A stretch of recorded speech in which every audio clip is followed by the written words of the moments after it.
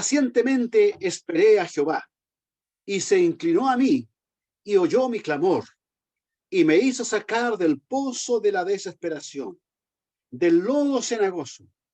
Puso mis pies sobre peña, y enderezó mis pasos. Puso luego en mi boca cántico nuevo, alabanza a nuestro Dios. Verán esto muchos y temerán, y confiarán en Jehová.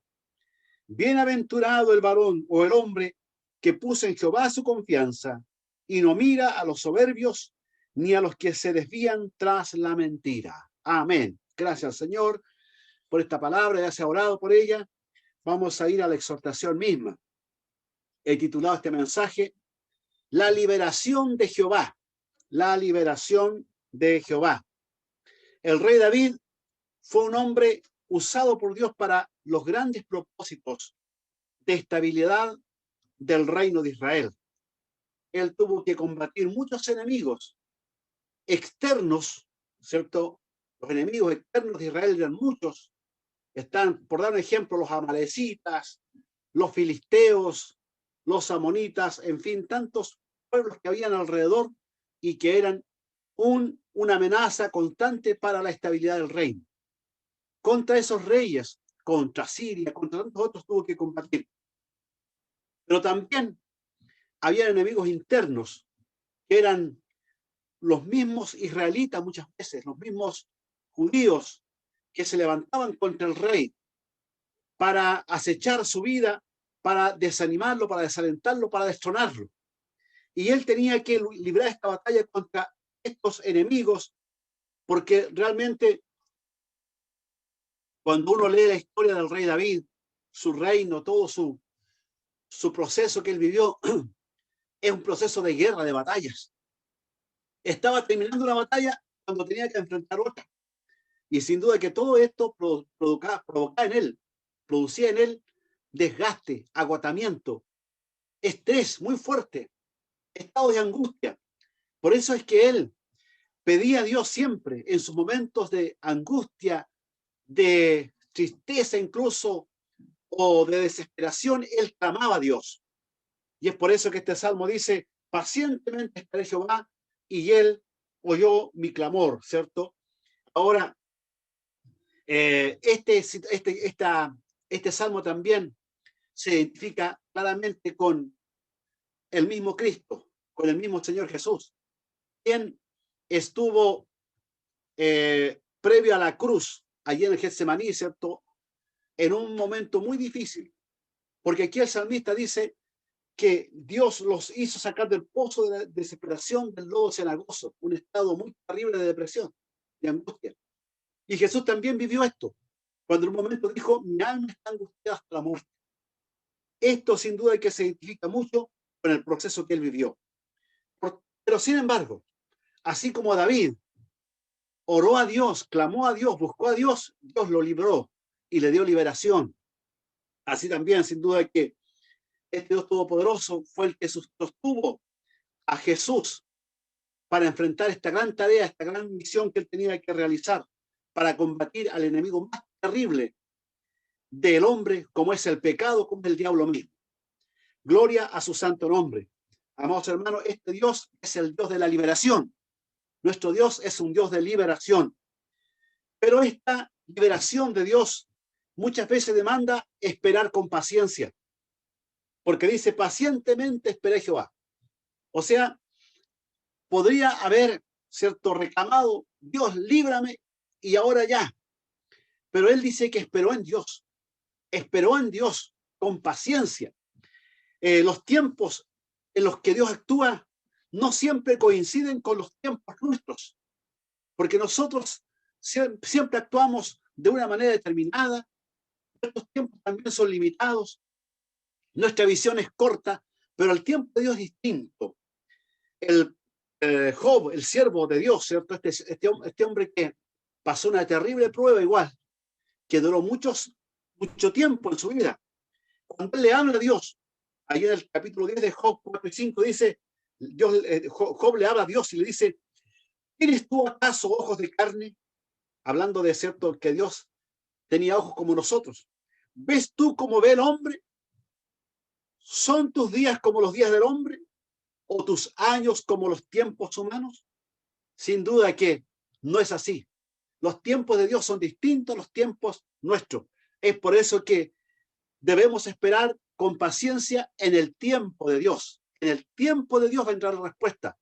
Y eso será lo mejor para nosotros. Se debe cumplir entonces el plan y los propósitos que Dios tiene para con nosotros a través de los procesos que vivimos. Los pensamientos o planes de Dios para sus hijos son siempre lo mejor. Lo que Dios hace siempre es lo mejor. Nosotros queremos siempre adelantar el tiempo de Dios, pero amados hermanos, Dios tiene su tiempo porque en ese tiempo se va a cumplir su propósito, se va a cumplir su plan, que es perfecto para nuestras vidas. Jeremías, cuando le escribe esta carta a los expatriados en Babilonia, en el capítulo 9 de Jeremías, capítulo 29 de Jeremías, en el versículo 11 le dice, porque yo sé los pensamientos que tengo acerca de vosotros, dice Jehová, pensamientos de paz y no de mal, para daros el fin que esperáis. Mire, yo sé los pensamientos que tengo acerca de vosotros. Esa palabra es para nosotros. Dios tiene claridad de lo que Él tiene para nosotros, sus pensamientos, que son pensamientos de paz y no de mal, para darnos el fin que esperamos.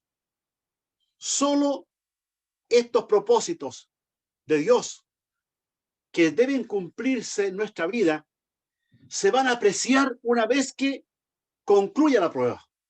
Después que pasamos los procesos, después que pasamos las pruebas, decimos, por esta razón es que las cosas no ocurrían en este tiempo.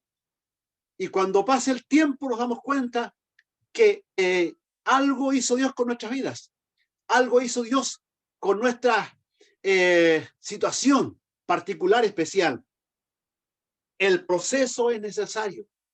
El tiempo que Dios ha determinado para que pasemos una determinada prueba es necesario, porque a través de ese proceso Dios nos está enseñando, Dios nos está tratando, Dios nos está perfeccionando, Dios nos está fortaleciendo, nos está enseñando, nos está capacitando para cosas más grandes, más especiales. Alabado sea el nombre del Señor. Dios es sabio, amados hermanos. Por eso hay que tener paciencia para esperar la liberación de Dios. Pacientemente espera a Jehová. Pero también hay que clamar. Dice, y se inclinó a mí y oyó mi clamor. No se trata, ¿cierto?, de solamente esperar, sino que también hay que clamar. Demanda elevar un clamor a Dios. Fíjese, yo buscaba en el diccionario qué significa la palabra clamor. Porque siempre hablamos de clamor como una oración, como un ruego. Pero sabe que el diccionario dice que clamor es grito o voz lastimosa que puede indicar angustia, pesadumbre, aflicción o tormento. Esto es lo que vivió David y que vivieron muchos siervos de Dios, tanto del Antiguo Testamento como del Nuevo Testamento. Tiempos de angustia, tiempos de pesadumbre, tiempos de aflicción, de tormento. Y eso lo expresaban a Dios. Por eso no es negativo, no es contrario al plan de Dios, que nosotros lloremos delante de su presencia, que nosotros nos derramemos delante de Él. Muchas veces frente a una situación difícil, tengamos que derramar nuestra alma como un niño destetado, dice la palabra de Dios. Realmente, amados hermanos, Dios es el Dios que espera el clamor de su pueblo. ¿Cómo Dios nos librará si no clamamos? Ana, ¿cierto? Esa mujer que no tenía hijos, que no podía engendrar hijos, y que la otra mujer, ¿cierto?, se burlaba de ella, y ella se angustió, y dice la Biblia que fue al templo a orar, y dice que oraba con lloro, con angustia, con gemido, aunque su voz no se escuchaba porque oraba en silencio, pero había una angustia tremenda en ella, pidiendo a Dios un hijo, e incluso hizo un compromiso, que si Dios le daba un hijo, ella lo dedicaría a la obra de Dios. Amados hermanos, como el clamor también que tuvo Jonás en el vientre del pez, cuando se lo tragó el pez, ¿cierto?, cuando iba huyendo de la presencia de Dios. Y Jonás dice en Jonás 2:2, invoqué en mi angustia a Jehová, y él me oyó. Desde el seno del Seol clamé, y mi voz oíste. Amados hermanos, Dios muchas veces está esperando ese clamor, que no solamente a veces por nosotros, es por otras personas, es por familiares, es un clamor también a veces por la misma iglesia, por los hermanos, es un clamor que a veces necesitamos expresar a Dios, incluso por la humanidad, amados hermanos, como el clamor de Pedro cuando se hundía, cuando le dijo a Jesús, al ver el viento, tuvo miedo, dice, comenzando a hundirse, dio voces diciendo, Señor, sálvame. Oh, Señor, ayúdame. Señor, socórreme. Señor, ven en mi amparo. Ese es un clamor del alma, amados hermanos. Por eso es que los hijos de Dios sabemos que tenemos a un Dios a quien clamar, a quien pedir, a quien orar, a quien buscar una respuesta. La respuesta de Dios es siempre una respuesta basada en su gracia, no en que nosotros lo merezcamos, no en que nosotros hayamos mucho mérito para que Dios nos pueda responder, no porque el pastor es pastor, Dios le va a responder su clamor, no, no porque usted sea un hijo o una hija de Dios solamente, no, es la gracia de Dios, siempre es la gracia de Dios. Por eso que el salmista dice, y se inclinó a mí, se inclinó a mí. Es una expresión que indica la benevolencia de Dios, que Dios desde su trono escuche mi oración, escuche mi clamor y se incline para ver, ¿cierto? Para observar, para detectar nuestra necesidad, amados hermanos, aunque Él todo lo sabe. Sabemos que Dios es omnisciente, todo lo sabe, pero el hecho de que este concepto de que Él se inclina a mí está indicando su bondad infinita, su misericordia, solo su gracia, solo su amor nos lo mueve a inclinar su oído a nuestros clamores, a nuestra oración. Es la forma de cómo conquistar el corazón de Dios cuando nosotros nos humillamos delante de Él.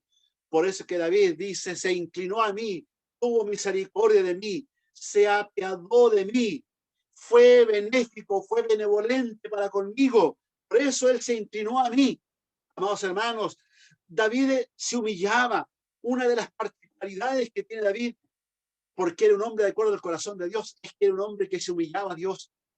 Siempre vemos en la historia y en los salmos de David de cómo él se humilla hasta la ceniza, hasta el polvo se humillaba para pedir a Dios, para suplicar a Dios misericordia, para buscar de Dios una respuesta. Esto es lo que nosotros debemos aprender, humillarnos delante de la presencia de Dios. David sabía cómo ir a Dios, cómo acudir a Dios. Él sabía cómo hacerlo. En el Salmo 86, uno dice, David, inclina, oh Jehová, tu oído, escúchame, porque estoy afligido y menesteroso. Estoy afligido y menesteroso. Estoy desamparado. Necesito fuerzas. ¿Quién no las necesita? ¿Quién no necesita de Dios? ¿Quién no necesita de aliento? ¿Quién no necesita de la paz de Dios? ¿Quién no necesita de las fuerzas espirituales? ¿Quién no necesita una ayuda? ¿Quién no necesita que ese Dios grande y todopoderoso mueva su mano en nuestro favor? Alabado sea el nombre del Señor. Es por eso que tenemos que clamar como David. Inclina, oh Jehová, tu oído y escúchame, porque estoy afligido y menesteroso. Alabado sea el nombre del Señor. La liberación del pozo cenagoso me hizo sacar del pozo de la desesperación, del lodo cenagoso. Pacientemente esperé a Jehová y se inclinó a mí y oyó mi clamor. Aleluya, bendito sea el nombre de Dios. Y me hizo sacar del pozo de la desesperación, del lodo cenagoso. Primero, es un pozo de la desesperación. La desesperación viene por tratar de salir del pozo por sí mismo, pero es imposible. Frente a una situación difícil, nos desesperamos. Viene la desesperación y es normal que venga porque ahí nos damos cuenta de que nosotros somos limitados y no podemos hacer todas las cosas. La desesperación se manifiesta muchas veces en angustia, en aflicción, en lloro. ¿Usted ha visto una persona desesperada? ¿Usted ha visto una madre angustiada? ¿Usted ha visto un padre angustiado? ¿Usted ha visto un hombre lleno de ataduras, lleno de dolencias, de malestares, angustiado? Esa es la angustia. Eso es la desesperación. Desesperado porque no podemos. Porque no podemos. Nuestras fuerzas no nos alcanzan. Nuestros recursos no nos sirven. Nuestras capacidades son limitadas y no podemos. Por eso viene la desesperación. El lodo cenagoso. El lodo cenagoso, ¿cierto? Ese lodo que conforme más trata la persona de salir de allí, más se hunde, más se hunde. Muchos animales caían en estos lodos cenagosos. Cuanto más luchaban por liberarse, más se hundían. Usted ha visto en la televisión esto, ¿cierto? Una vez están mostrando a un ciervo que cayó en un asunto muy pegajoso allí. El pobre animal trataba de salvar, de sacarse, de salir, y conforme más escarbaba, más se esforzaba, más se hundía. Ese es el lodo cenagoso. Ese es, amados hermanos. Así son las muchas ataduras espirituales del pecado y de Satanás. Son muchas, amados hermanos. Muchas personas no hayan que hacer con su vida porque están atados a cosas terribles. Qué terrible es la vida de las personas que están atadas a los vicios. Qué terrible, están atados en el lodo cenagoso.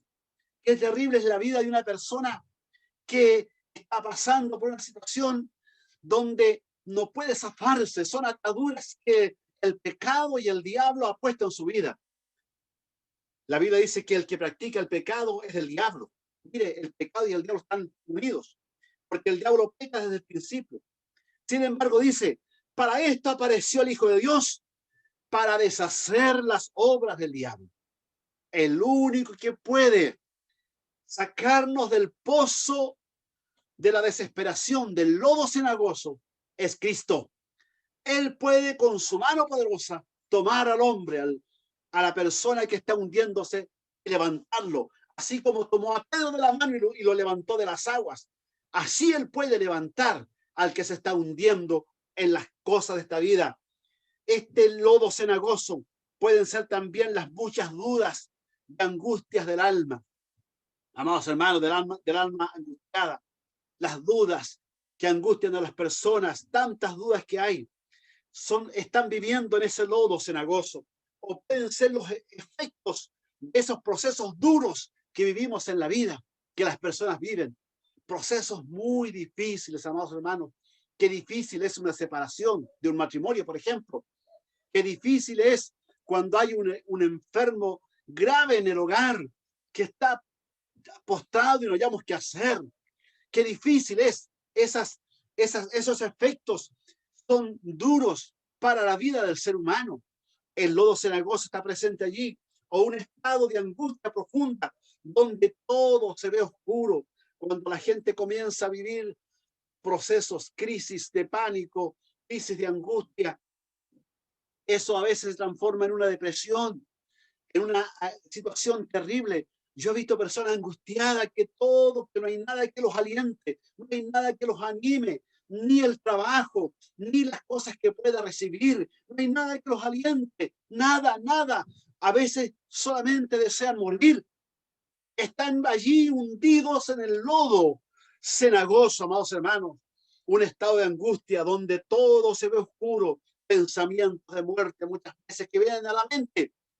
Es un vivir en el lodo cenagoso, pero grande es el Señor que puede liberarnos. Por eso es que David dice, y me hizo sacar del pozo de la desesperación, del lodo cenagoso. Me hizo sacar, aleluya. Fue una orden de Dios, fue una orden de Dios. Dios enviaría un ángel, Dios enviaría quizás a un ejército. Vayan, sáquenlo. Es una orden de Dios. Me hizo sacar, aleluya, del pozo, digamos, de la desesperación, amados hermanos, y del lodo cenagoso. Fue una orden de Dios. Solamente di la palabra, decía el siervo a Jesús. Este siervo este centurión que acudió a Jesús porque tenía, cierto, a su siervo enfermo en casa, que él amaba como un hijo, pero que estaba enfermo de una enfermedad incurable. Y acudió a Jesús para que Jesús lo sane. Y Jesús le dice, yo voy a ir. Y él le dice, Señor, no soy digno de que vayas a mi casa. Solamente di la palabra y mi siervo sanará. Solamente di la palabra. Y dice Jesús que en ese momento no halló, dice, no he hallado tanta fe en Israel como en este hombre. Y le dice, ve, tu siervo ha sanado. Y fue y encontró a su siervo sano y fue sanado exactamente en la misma hora que Jesús le dijo, tu siervo ha sanado. Solamente di la palabra. Basta una orden, basta una orden. Alabado sea el nombre del Señor. La palabra de Cristo tiene poder, tiene autoridad. No hay problema, no hay dolor, no hay angustia, no hay depresión, no hay enfermedad, no hay demonio, no hay nada que pueda detener la orden de Cristo, del Todopoderoso, del que creó el cielo y la tierra, de aquel que con el poder de su palabra sostiene el universo. Bendito sea el nombre del Señor. Di la palabra y basta.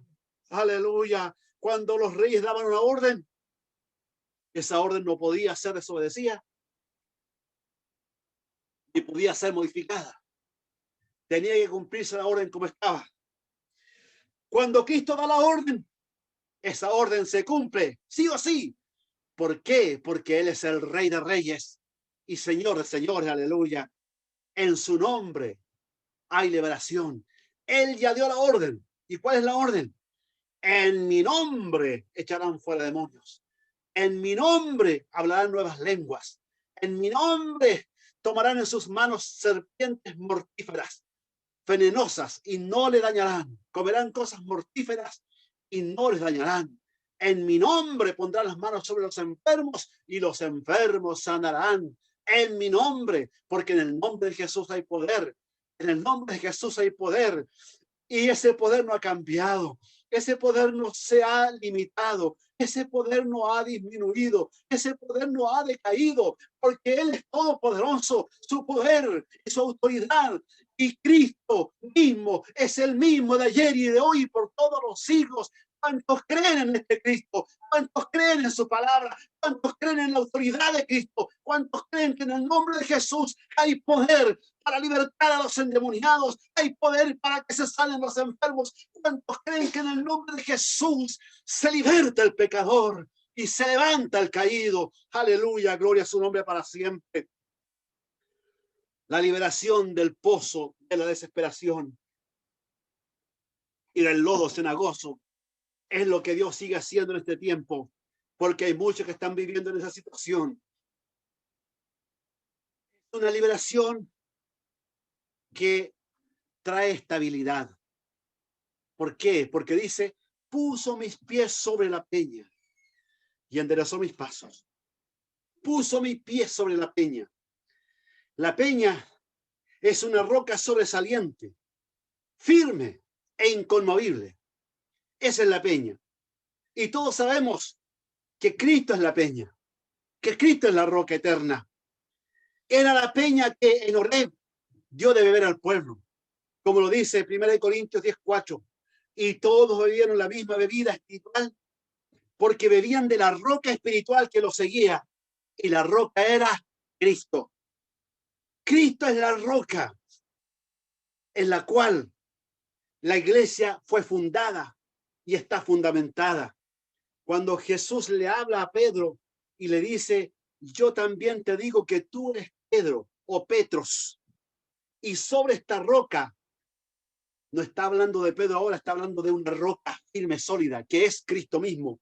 Edificaré mi iglesia y las puertas del Hades no prevalecerán contra ella. Él es la roca, como dice también Efesios 2:20, edificado sobre el fundamento de los apóstoles y profetas, siendo la principal piedra del ángulo Jesucristo mismo. Bendito sea el nombre del Señor. Cristo es la roca de nuestra salvación. Cristo es la roca de la salvación. Cuando hay alguien que está pasando por angustia, ¿qué le vamos a decir? Le podemos decir, mira, anda a un psicólogo. Cuando alguien que está pasando por una prueba difícil, ¿qué le podemos decir? Mira, a lo mejor tienes que esperar un poco, quizás, darle algún consejo. ¿Qué le podemos decir a una persona que está viviendo en el lodo cenagoso? ¿Qué le podemos decir? Una cosa le podemos decir o una cosa le podemos señalar. ¿Y cuál es? La peña firme, sólida, inconmovible, eterna, inmarcesible, la peña gloriosa, la peña que está ahí puesta para los siglos de los siglos, Cristo Jesús. Solamente decirle, Cristo es tu salvación. Amados hermanos, los cristianos no tenemos otro mensaje. No podemos llevar a la gente solamente, ¿cierto?, alguna palabra buena. No, nuestro mensaje es Cristo, porque Cristo es la puerta de la salvación, porque Cristo es la única alternativa que tiene el mundo para la salvación. Y no solamente para la salvación, sino para estabilizarse en esta vida. ¿Qué significa estar sobre la peña que es Cristo? Significa estar a salvo. Significa estar a salvo. Es como, amados hermanos, cuando una persona está ahogándose a la orilla, a lo mejor en algún lugar, en algún río, en algún lago, en el mar, y va el rescatista, a lo mejor, o alguien que lo ayuda, lo toma y lo lleva al lugar más cercano, al lugar más seco, que muchas veces es una piedra, y lo sube a esa piedra, y allí está a salvo, está seguro. Así hizo Dios con nosotros. Nos tomó cuando nos estábamos ahogando en el lodo cenagoso y nos puso sobre la roca que es Cristo Jesús. Y ahora estamos en Cristo para la gloria de su nombre. ¿Qué significa estar en Cristo? Significa estar firmes. Firmes en la fe, firmes en el amor, firmes en el servicio, firme en el trabajo espiritual, firme en la obra de Dios. Eso es estar firme en la roca que es Cristo Jesús. ¿Qué significa estar sobre la peña que es Cristo? Significa estar seguros.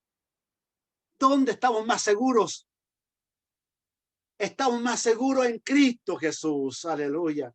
Hoy en día hay muchas aseguradoras que te aseguran la vida, que te aseguran las enfermedades, que te aseguran en caso de accidente, que te aseguran en caso de que se queme la casa.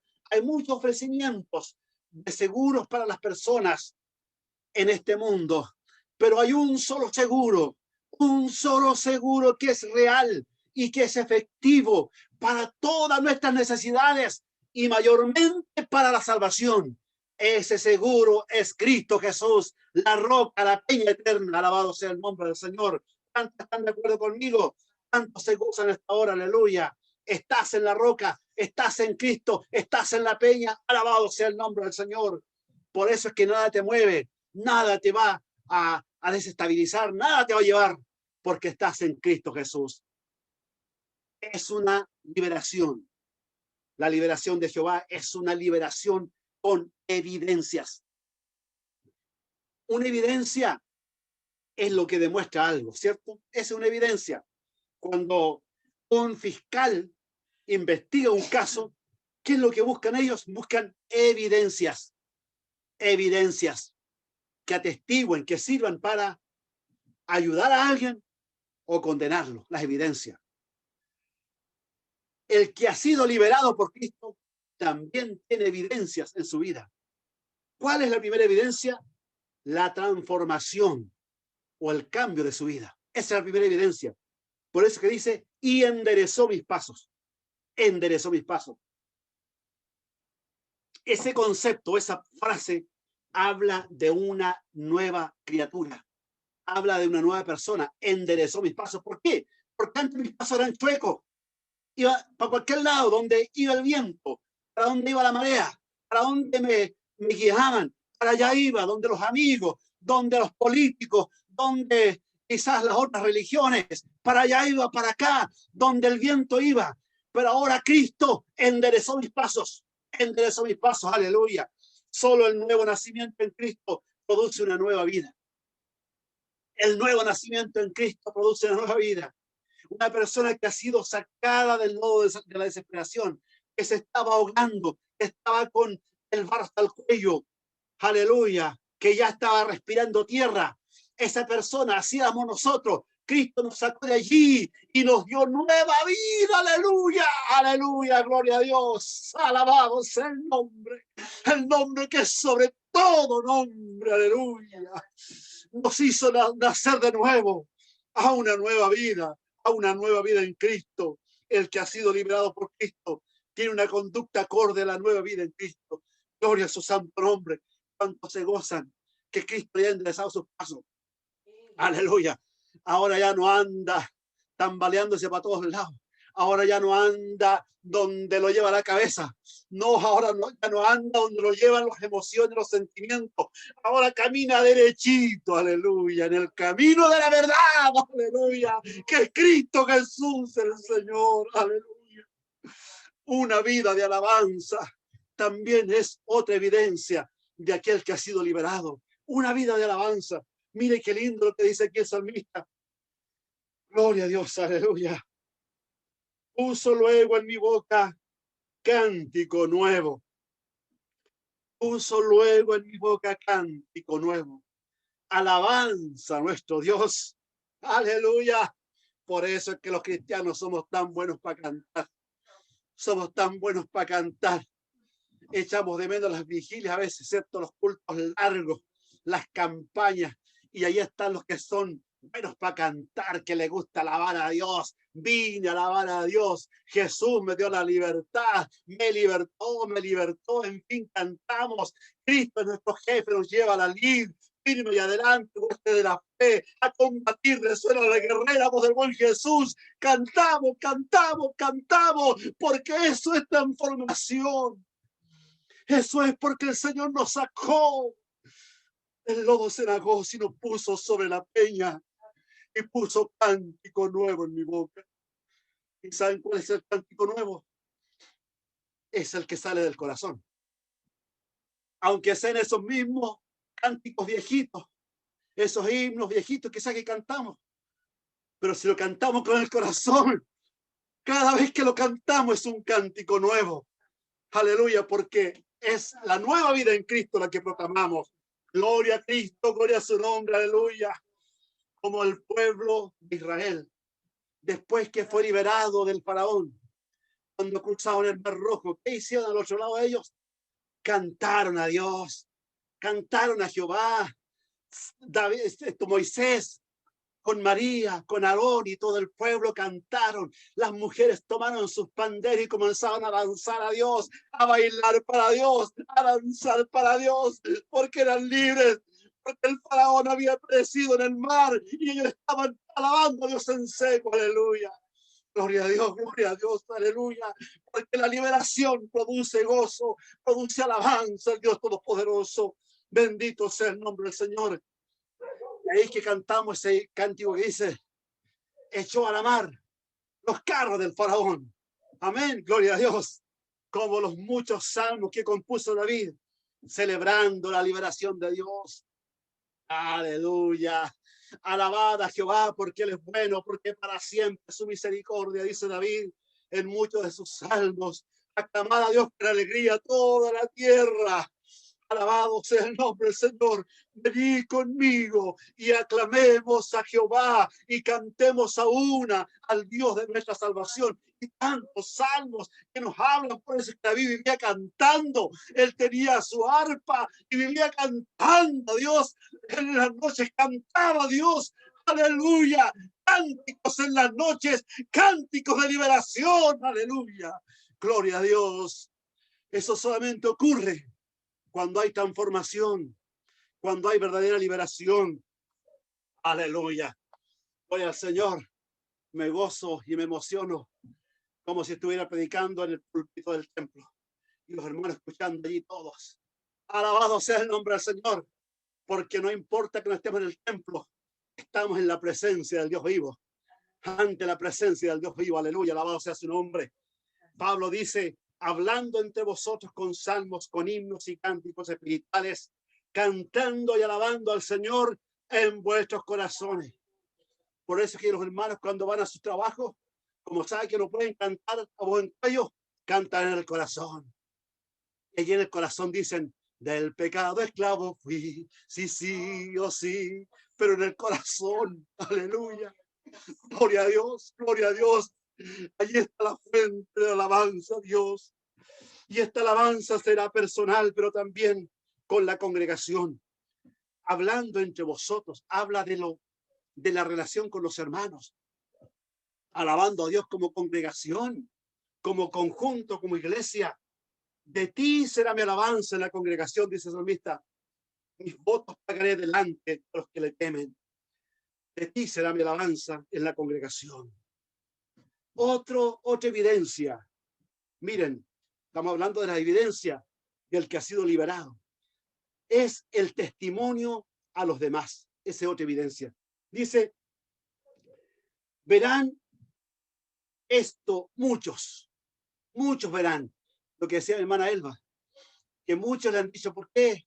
Mira, ¿cómo cambiaste tanto? ¿Qué te pasa? Muchos verán esto, muchos lo verán. Aleluya, tus vecinos, tu familia, tus amigos, tus compañeros de trabajo. Muchos verán esto. Aleluya. Y temerán y confiarán en Jehová. Aleluya, gloria a Dios. Verán esto mucho y temerán y confiarán en Jehová. Una vida liberada habla por sí sola. Una vida liberada habla por sí sola. Sin palabras. Muchas veces se conquistan las personas para Cristo, porque nos falta el que viene. Oye, ¿tú qué tienes? Yo quisiera tener lo que tú tienes. ¿Le ha pasado eso a usted? Que la gente se acerca. La gente se acerca cuando están tan necesitados y dice, ora por mí, acuérdate de mí, ora por mí. Porque usted sin palabras, usted está dando testimonio porque Dios ha transformado su vida. Gloria a Dios. El temor de Dios cae sobre los hombres cuando ven el poder de Dios obrando en nuestras vidas. Eso ocurre. Lo que pasó en la iglesia primitiva, Hechos 2:43. Y sobrevino temor a toda persona. Y muchas maravillas y señales eran hechas por los apóstoles. Aleluya, cuando el poder de Dios se manifiesta. Cuando el poder de Dios transforma. Cuando el poder de Dios cambia. Cambia toda nuestra forma de ser. Hasta nuestra cara cambia. Ya no tenemos esa cara angustiada, amargada, de esos religiosos que andan ahí como diciendo, miren, yo soy un hombre santo, piadoso. No, el cristiano verdadero tiene una vida alegre, un rostro lindo, hermoso. Se nota en su mirada, se nota en su sonrisa. Respira amor, respira gozo, respira paz. Y eso la gente lo nota. Y dicen, realmente Dios es grande, Dios es todopoderoso. Y finalmente, la última evidencia que aquí dice es la permanencia en la verdad. Dice el versículo 4, bienaventurado el hombre que puso en Jehová su confianza y no mira a los soberbios ni a los que se desvían tras la mentira. Por lo tanto, el que ha sido liberado permanece en la verdad y la verdad es Cristo y la verdad es su palabra. No mira a los soberbios ni a los que se desvían detrás de la mentira. Hermanos, amados hermanos, estamos viviendo tiempos difíciles, tiempos en que hay mucha iglesia viviendo bajo ataduras, bajo dominios de la carne y bajo el dominio que Satanás está infundiendo. Miedos, temores, angustias, depresiones, obras del diablo, por aquí y por allá, más aún con esta pandemia, la gente, hay muchos que están viviendo en la carne. Yo me imagino qué será de aquellos que no tienen nada, que no se conectan ni en los cultos, que a lo mejor ni ven una predicación por internet. ¿Qué será de esas personas? A esta hora estarán viendo tele, estarán quizás compartiendo, ¿qué están haciendo? Yo no podía vivir una vida así, yo no podía vivir una vida así, aleluya. El día que no le alabo, el alma se me entristece. Donde no hay alabanza, Él no puede estar presente. Un sacrificio tan grande no puede pasar por alto. 3 veces le digo, santo, santo, santo. Y aunque crean que estoy loco, aleluya, gloria a Dios. Alabado sea el nombre del Señor. Cristo vino a salvar a una iglesia que sea libre. Cristo quiere una iglesia liberada, una iglesia libre, libre del pecado, libre de los ataques del diablo, una iglesia libre de las cosas de esta vida, una iglesia libre para que le alabe su nombre y para que sea luz en medio de la sociedad. Es necesario clamar y esperar en Dios. De Él viene la liberación. Hay muchos que están volviendo a la esclavitud y podríamos decir como el apóstol Pablo, ¿por qué permanecer en la libertad con que Cristo nos hizo libres? Y no estéis otra vez sujetos al yugo de esclavitud. Vosotros corríais bien. ¿Qué fue lo que os estorbó para no obedecer la verdad? Dios quiere una iglesia libre para que alabe su nombre, para que glorifique su nombre, y aún en medio de esta situación, la iglesia alaba a Dios, bendice a Dios y predica el evangelio, porque de una u otra manera predicamos el evangelio. Que el Señor les bendiga, hermanos. Gracias por oír la palabra y que sea de mucha bendición para cada uno de ustedes. Amén. Gloria a Dios. Oremos al Señor. Amado Dios, bendecimos tu santo nombre. Damos gracias, oh Dios, por tu palabra. Qué hermoso salmo es este, el Salmo 40. Dios mío, de cómo tú nos has sacado del lodo cenagoso, de cómo tú nos has puesto sobre la peña, de cómo tú, Señor, nos pusiste en esa roca firme y estable, segura, donde además podemos alabar tu nombre, un cántico nuevo, alabanza a nuestro Dios. Dios mío, que el mundo vea a tu iglesia, a una iglesia que no está presa del miedo, del temor, una iglesia que es libre para alabar y glorificar tu nombre, una iglesia que es libre para decir, yo sé en quién he creído y es poderoso para guardarme. Alabado sea el nombre del Señor. Bendice a mis hermanos, derrama abundante bendición sobre sus vidas. Tu Espíritu Santo renueve nuestros corazones y tu gloria brille en cada uno de nosotros. Gracias, Señor, en el nombre de Jesús. Amén. Amén. Glorifiquemos al Señor, hermanos. Gloria a Dios, gloria a Dios, gloria a Dios para siempre. Que el Señor mucho les bendiga y la palabra les haya alentado grandemente.